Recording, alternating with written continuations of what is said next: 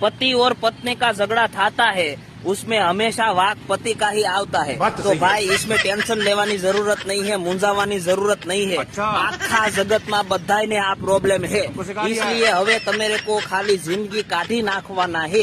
तमेरे को पहले खबर थी कि लगन पछी बधाई का आवा हाल होता है, तो हाथे करीने पोदड़ा में पग भरावा तमे हाथे गया था, तो हवे पासा नहीं पड़वाना है। पत्नी बोले हाँ तो हाँ, ना तो ना, पत्नी यारे जाजी लप नहीं करवानी है। हवे તમારી પાસે એક ही ऑप्शन है, તમારી पत्नी पाछળ जिंदगी खर्ची नाखवानी है।